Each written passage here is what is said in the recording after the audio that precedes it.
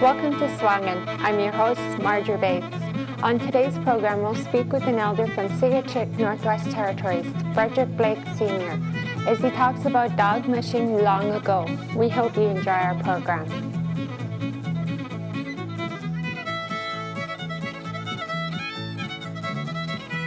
On last week's program, we spoke with elders from around the Delta about their dog mushing stories.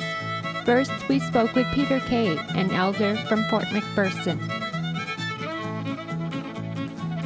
Peter Kay. And did your family have dogs when you were growing up as a child? Yes, my father had dogs, but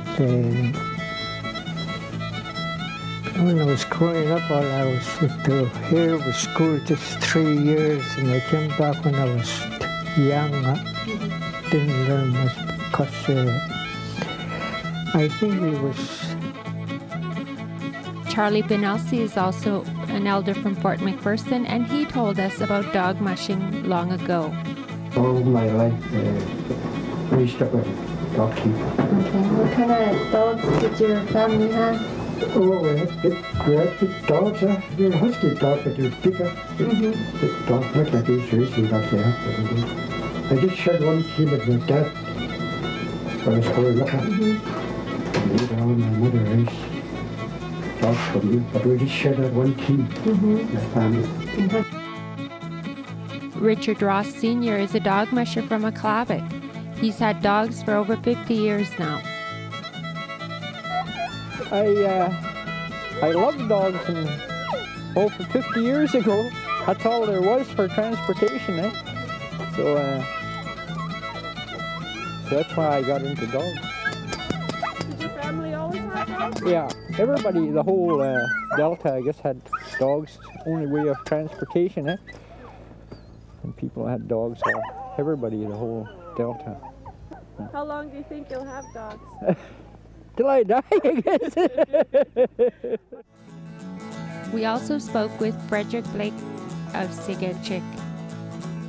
On this week's program, we'll continue our story with Frederick Blake, and later on in the program, we'll finish off the story with Peter Kay of Fort McPherson.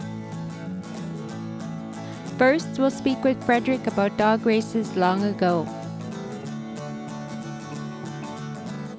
Yeah, I was in a few, yeah. First one I raced in Nubik was 1960, with lots of them. Frederick Greenland was there. Colin Amos, it's about only ones, all the rest are gone, like Little Jim and Hebert, all those I raced with. They were good, yeah, all right. The first time to see rangers, they think it's caribou too, eh? My dogs barking to go after caribou, and those people think, gee, that guy's dogs still want to go. They were after that ranger, eh? They had blanket for them too, fancy dog blanket, like dog blanket. They had big one too. Yeah. That's a picture in the northern, eh? Gee, lots of them had good dogs. Yeah. Pretty near everybody, yeah. Yeah. And when they raced, they just used about 4 dogs too. Yeah. I came here, it was only about 3 or 4 dog team. That was in '69. Yeah. Now it's only 2, I guess. As soon as the skidoos came out, nobody bothered dogs. Tell us about how you used to dress the dogs. We used to have a lot of tossels for them and that standing iron, but nobody bothered anymore. Florence MacDonald used to make those standing iron. Yeah. Will and ribbons. He used to have ribbons too, eh? Kind of little round ball. All different colors. Yeah. There's not too many of them had them, but too much weight for them, eh? People go with hunting with dogs, they rather have their harness light and that. Just to make them look good, I guess. Christmas and that, Easter. How many dogs did you have back then? 6 the most, till a few years back, maybe 10 years, you start having lots of dogs, eh? How many dogs do you have now? I got about 7 young ones and about 12 old dogs, eh?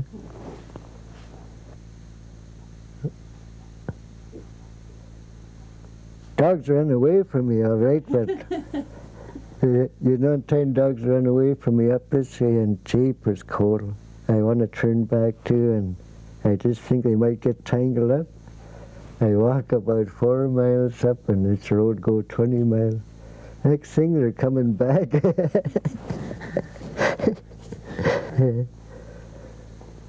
You know, they're just like us. When you train them, they listen pretty good. Yeah. How long did you spend training the dogs?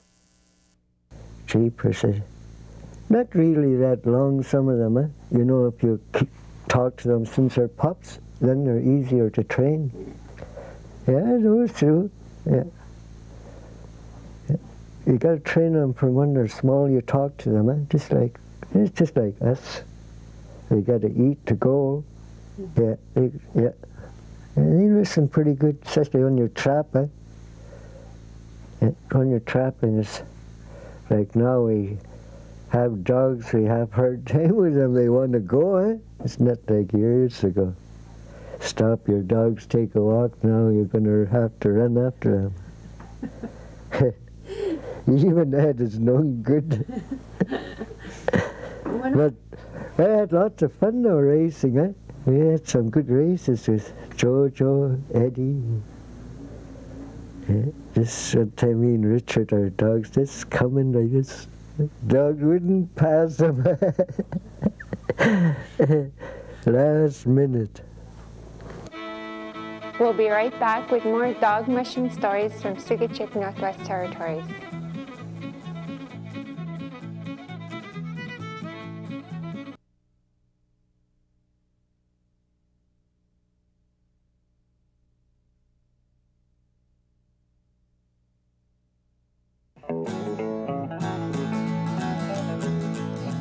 We're back with more dog mushing stories as we join Frederick Blake Sr. from Sigachik, Northwest Territories.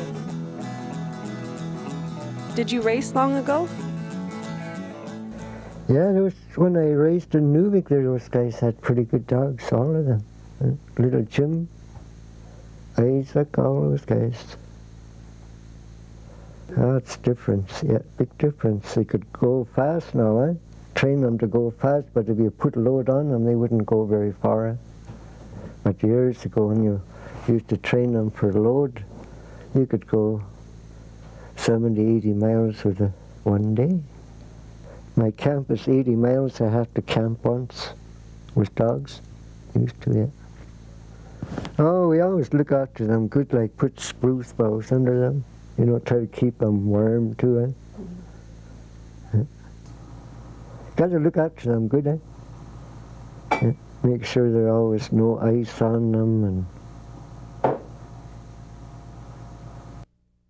Did you make your own harnesses? used to, yeah. What did you make them out of?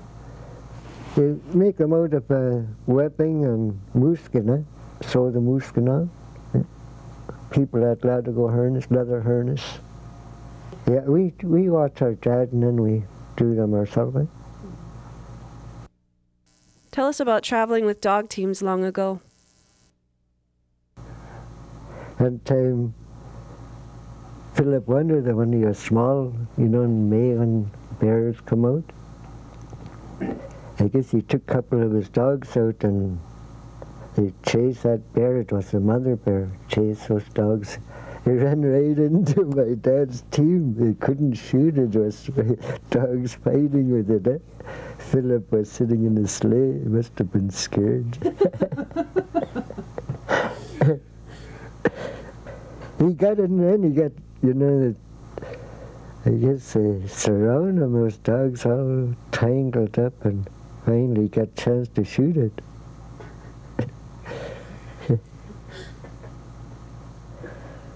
Yeah. When you're racing, do you hear any funny words or wondering what they're saying, or? No, not really. Not really. Guys always, just after so far, they're always spread out, eh? Yeah, oh yeah, we go visiting and all that. Everything was dogs, eh? You want to go a little 5 miles with dogs.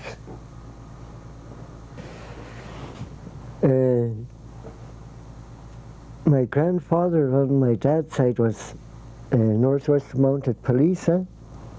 And I guess my dad on my mum's side, my grandfather guided the RCMP to Dawson and that, and he was the one that turned back. They told him he didn't need him. So Goodmanson, I know that police for a long time, and he told me he should make a trip with me, so I said okay. I always say okay, don't know when to say no. So that's the way I went. I didn't learn too much because I traveled lots with dogs, eh? Just learned the trail. Yeah, when you're alone, it's all right. Your leader listen to you, eh? But right there, you see, we had to grab those dogs here. Everybody yelling G or Cha. The other dog mushers, there was 3 teams? Yeah, it was 3 of us. Two police from Whitehorse, eh? Were they experienced dog mushers? Yeah, they were pretty good. And how long did this trip take? You left from McPherson to Dawson, or from Signature? Yeah, we traveled, no, from Dawson we went to McPherson. We traveled about 6 days, and then we take 1 day off. When was this trip? 95. It was centennial year, like for RCMP, 95, 100 years in the Yukon. That's how come they made that trip too. Over how many years of dog mushing have you seen any changes? About 10, 12 years now, 15 years maybe. You know, guys are getting to little smaller dogs, eh? When you were smaller, what kind of, like, I know there were different breeds of dogs. What kind of dogs did you remember when your dad used to mush? They're pretty good sized dogs. They all, you know, they're good sized dogs, and they train them for trotting, not the way we train them, eh? Like now, they're always running, eh? Those people, they train them for trotting, and they last all day, that much further. So that's the difference from long ago to today. Is the trotting part to galloping? Yeah. So that's the only difference, or do you see another difference in training? No. Not much difference. All the mushers you've raced against, how do you see them training their dogs? They all train them about the same, yeah. When you're racing today as compared to long ago, is there a big difference? Oh, yeah. What's the difference between long ago and today? Dogs, they go 20 miles an hour and all that, eh? Yeah. Before, they used to go about 10 miles an hour. Is the distance shorter or longer for races? They have them longer now, eh? When they were years ago, like in the 50s, you used to race maybe 3 miles. With the whole dog team? No, 4 dogs. What's the minimum for a dog team? There's 4. Did anybody ever have more than 4? No. No? What They about say the 4 sled? dogs. Were they A all- toboggan, yeah. You're a toboggan, the one you use it for hauling meat and that? When they're racing, do they have a load in their sled, or No, it's just empty? it's just empty. Me and Jojo, we raced one time with 80 pounds of cement and a toboggan. Why did you guys do that? About 12 years, 15 years ago, we went up at Jimmy Adams around. 2 or 3 days we raced with that big bag of cement. Was it just to test your dogs? Yeah. Or 6 dogs too. today they're doing, I know they have ladies and men's races. Long ago, did they used to do that? Did the ladies used to race? Or was it just the men that Yeah, raced? just the men, about maybe 30 years now, women start racing, Did any of the women help with the dog teams when the man's outside getting ready for his dogs? Did the women help raise dogs too? Lots of them, Lots of women used to drive dogs. Years back, in the 50s, there's lots of them had their own dog team. We'll be right back with more dog mushing stories right here on APTN, the Aboriginal People's Television Network.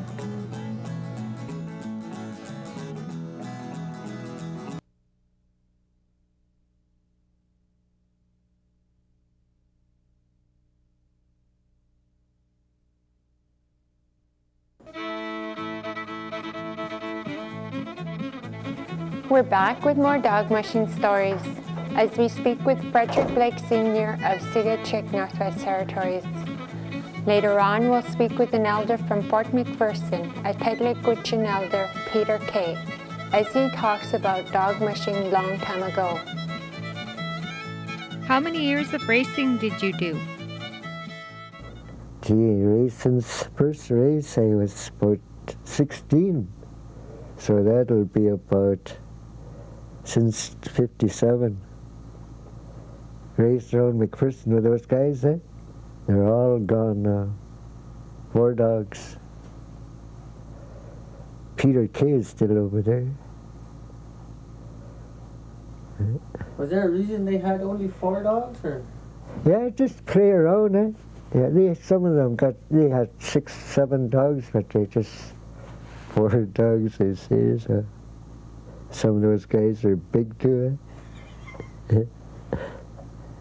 One time I was going through a little creek there, and there was a big willow like this, just leaning like this, and I bent down, but I got up too early, Hit me right across here. But I had that iron handlebar, I can't let go. Holy smoke, it stopped those dogs. You were okay after? Yeah, oh yeah. But lots of funny things happen to guys, Lots. People start using brakes, You know the brakes, don't know where I got brake from, but it's not covered. It's just that little strip, and between that it's just open, So I was going down to, people used to go to Cloud, dog team, Blang's place, back then. I don't know what I wanted to go to Clavicle. So I was going down and I passed John Robert Camp. It's the last camp to Lang's place. So going to camp there at night. I was going down and the hill is just going down slow like that. You know, it's late in, just like first part of April. So I step on the brake and it's going down and damn, that little stump, I guess, just got caught between that breaker. I was going down and dog just like yelling up and just stop like that. I went head first. Well, you got to be smart when you drive dog too, you know. My dog, they just stop and I went head first. And when I was falling, I just put my hand down like this. My leg went over to the guy, and I landed on my foot. Never, nothing wrong. Somebody else gets hurt easy. Yeah? And another time too, about 2 spring after that, they had 6 black dogs. They had them. All they do is just go like that. That's how they don't trot up. And so I was going down. I went to traffic again from Lang's place. I started down that hill and they gallop around that point right to that portage. That's how they go, huh? So I got to a traffic at Hudson Bay. Used to be Hudson Bay Mooring Store. That's where they come up, huh? And down there. Old Pepper place there. And below there they got trail and Jimmy Askey, Jim Quay, and Paul Quay. I guess Jim Quay and us, they got close to line right across the road there, the trail there. Kind of dark, huh? I never seen that close line there too. Dogs just going, yeah, that thing got me here, huh? Oh, it was just there too. I landed on my foot while I was while I was going and falling. Well, I just screamed at dogs. I mean, the way you've got to say, "Whoa!" That's a loose word. It's stop. Huh? When I landed on my foot like that, I just stopped there. Those dogs. How quick they listen, huh? When they feel there. Somebody else would be fault.